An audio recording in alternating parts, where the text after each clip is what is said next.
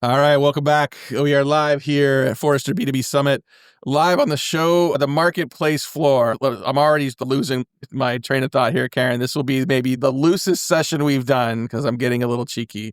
But Perfect. just really appreciate just Forrester making this possible. I think we're up to about 20 of these recordings, but between analysts like yourself, between some ROI award winners, a lot of go-to-market leaders walking the halls who have opinions about what's working, what's not working, best practices, cautionary tales, dumpster fires. But what better place, Karen, than to get together as a group of B2B go-to-market leaders and just really have those honest conversations, right?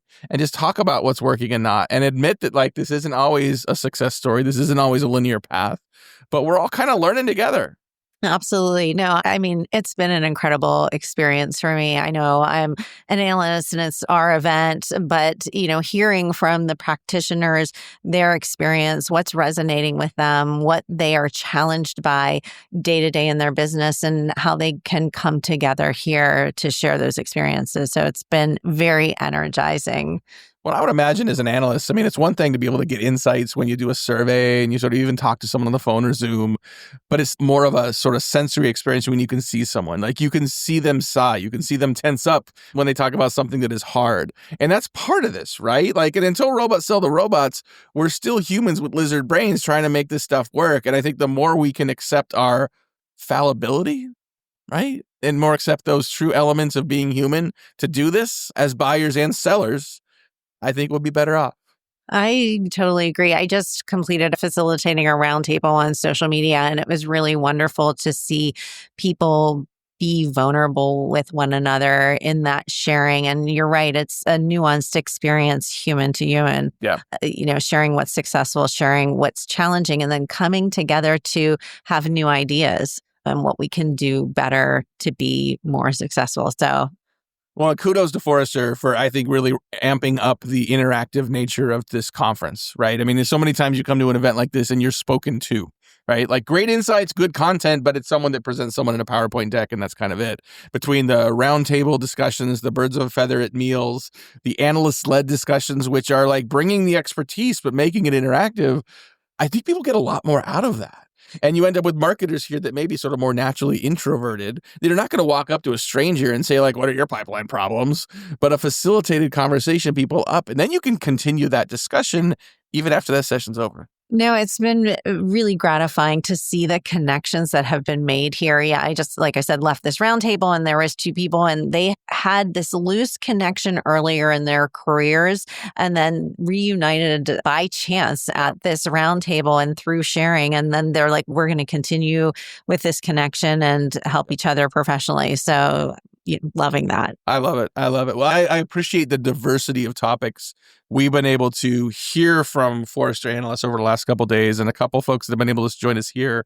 Today, I want to talk a little bit about deep fakes. Mm-hmm. So right before here, we recorded something on AI agents, which probably scares some marketers. Now we're going to go to deep fakes, which might scare the rest of them. And maybe that should or shouldn't scare people. But I think let's start from the beginning, because when I think about deep fakes, we got so much to worry about in marketing. What do you mean? What is a deep fake in 2025? Sure. Yeah. A deepfake is an AI generated, it's taking somebody's likeness, their voice likeness, their visual likeness, and creating a version of them that isn't real. So that's generally what a deepfake means. And deepfakes aren't new. Right? They've been around for a long time, right? We're used to seeing deepfakes of politicians, deepfakes of celebrities, to the point where, sometimes we know what's real and what's not. Yeah. But we're not accustomed to seeing deepfakes in business. Mm-hmm. Because why would businesses be targeted by a deepfake? Right. The other point too is that deepfakes used to be expensive to create. Mm-hmm. They used to be difficult to create. And in the last couple of years, with the advancements of AI, they are inexpensive, sometimes free to create and easy to create. And just about anyone can create a deep fake. And part of this research came out of a couple of different areas. And I am from Baltimore. I live in the Baltimore area. And we had a situation where a principal was deep faked by a disgruntled employee, an athletic director. And I'm not sure what he was disgruntled about, but he made a deep fake of the principal saying anti-Semitic things.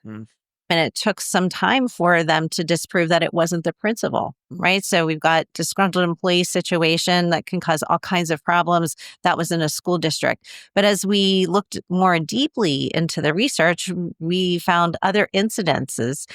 I believe it was in Hong Kong where an employee was tricked in a video conference with people who he thought were his, team members, convinced him to send millions of dollars. I think it was $25 million, right? My goodness. Wire those funds somewhere. And really, all of those individuals on a live video conference were deep faked. Wow. Right? That's incredible. Right. That's terrifying. It really is. Yeah. So that is the danger to business. If there's money to be had, there will be criminals out there that are trying to get it. Now, there are vendors on the show floor here who are actually selling deep fakes, right? That are sort of taking the concept of, for instance, an AI BDR and saying, I don't just need someone to pretend they're writing something. I can have you interact on a Zoom call with someone that is not a real person, but looks and acts like a BDR. So there are cases where it can be used for good. What are some ways to be able to differentiate the two? Right. And that's something we talk about in our research, right? We're calling it a positive deepfake. And again, positive deepfakes aren't new either, but with the advancements of AI, everybody's jumping on board. They're not calling them deepfakes, right? They're calling them something else. Yeah. And they can be a very positive use case for them. And it really comes into question of ethics and transparency. How are you letting people know that they're not dealing with a human? Yeah. And is there an ethical question there? Of course there is. And where's that point of, robot and human, if you will, AI and human? Where's that line? And in some conversations that we had internally, when I was doing this research, one of our analysts actually had this experience where he was engaged with a chatbot and he said to the chatbot, I would like to talk to an agent, right? So this was 6 months ago or something. And when he said agent, he meant a person because that's how we are used to speaking. Yeah. And so his case was escalated and he's engaging with an agent. And at one point he says, are you a human? And it wouldn't respond. It wouldn't respond. And that's when he realized, I'm not dealing with a human. I thought I was dealing with a human, but it's actually AI and it won't tell me that it's AI. We also have had some clients that, and I work with marketers. Marketers tend to be positive people, right? We're always solution oriented. We're innovators. We're creative. And so one of our clients was saying, we've gotten this AI to be so good that you can't tell it's AI. It seems like it's human. Our test case, people thought it was human and they celebrated that. And we said, well, yeah, that's great. But what does that mean if you're tricking people? Yes. Have you thought through the ethics? Have you thought through the transparency? Do you have governance in place to make sure that you're not giving people a false experience that could hurt your brand, right? Could injure your reputation. I worry about what this means for trust. Absolutely. Like in the moment, I could say, well, I'm able to chat with someone and I'm able to have a conversation on a website that I otherwise wouldn't have had, or I'm able to more efficiently engage with early stage website visitors or hand raisers, where it's more efficient to have a sales rep engage later. But if in the moment that helps you, but it feels like a bait and switch, even when you realize you thought you were talking to someone that you weren't talking to. And there's a variety of ways that can feel just kind of icky. Yeah. And I personally remember those feelings in the early days of chatbots when I've interacted with chatbots that put a salesperson's picture and a name there and misrepresented it. And it was very obvious that you were just chatting with a bot. Yeah. And I was like, why are they misrepresenting this as if I'm talking to Steve? I actually know Steve, right? Yeah. He might be a rep that I'd been dealing with. And now this is not Steve. Yeah. And so, yes, it really makes me question the company and the brand. And there's a lack of authenticity. I think that there will be a turning point at some point where people will expect that they aren't dealing with a human, but we aren't there yet. No. So until we're there, I think it's really important as a company to know what your standards are and to know, again, are you being transparent? What are the ethical questions you need to be asking yourself? Some of these are sort of known unknowns, right? Like we have a question that we can enumerate, but we don't know the answer. I worry about the unknown unknowns, right? Right. And so like your session is really focused on like the hidden threats that CMOs really shouldn't and can't ignore. What are some other hidden threats that CMOs just might not even be thinking about given their current frame of reference? Right. Yeah, those are great questions. It's so funny that one of the things I say is like, I'm not a criminal. So I'm not. So I don't think like a criminal. Yeah. And it's sometimes hard for me to even come up with the scenarios that you need to be thinking about. So what are some of the things that we have seen in terms of malicious attacks leveraging deepfakes? There's the one that I just described, and that's happening in many cases. It's being thwarted. How's it being thwarted?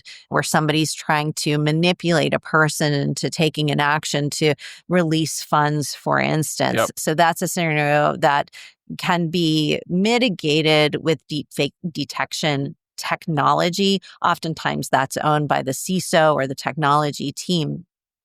Where marketers have to be aware is there's also the case externally outside of your organization where executives can be targeted.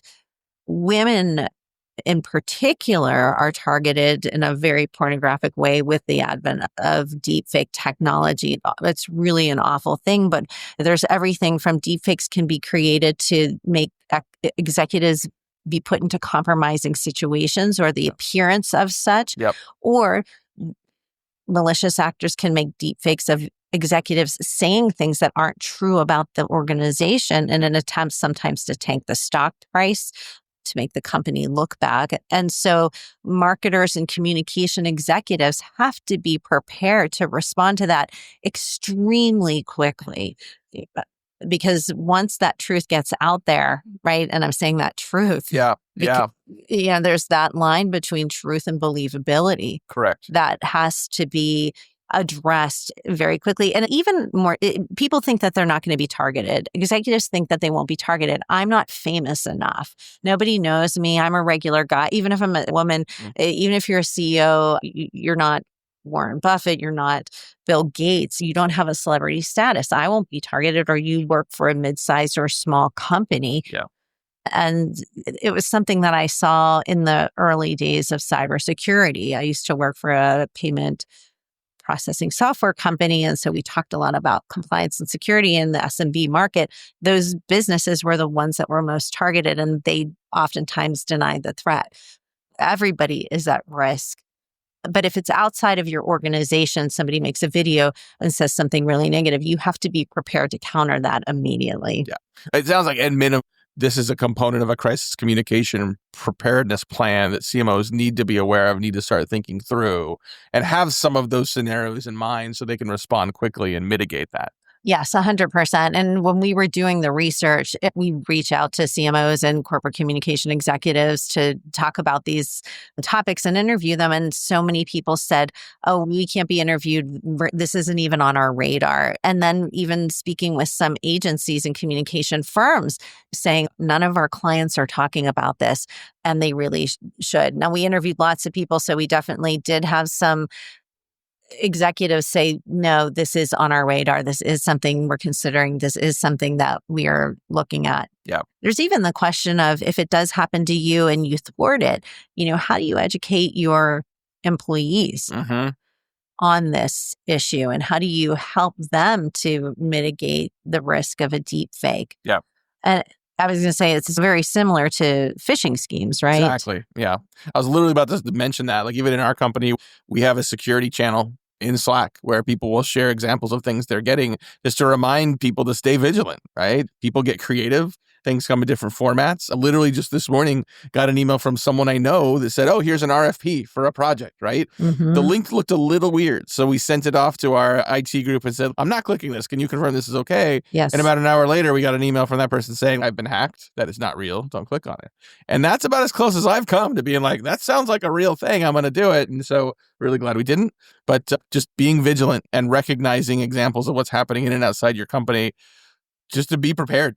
Yes, completely. There's a story where there was an attempt within Ferrari deepfaking an executive, trying to get funds moved. I believe the YouTube CEO was recently deepfaked and a video was sent to their key influencers and creators on their platform, asking them to click a link to take an action.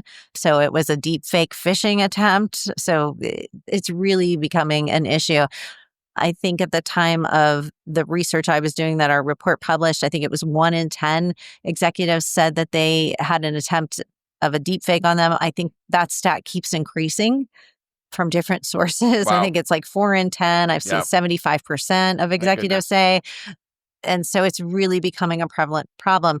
And again, what is the role of marketing? What is the role of the CMO or the corporate communications executive in this? Yep. I think it's really necessary to be partnering with your CISO, your CTO, your CIO to understand, do we have deep fake detection technology? And what are we doing on the tech side? And then what can we do on the marketing side in terms of monitoring to see what's happening out there with our reputation? So having a multi-prong approach to monitoring and threat detection and threat mitigation is really important.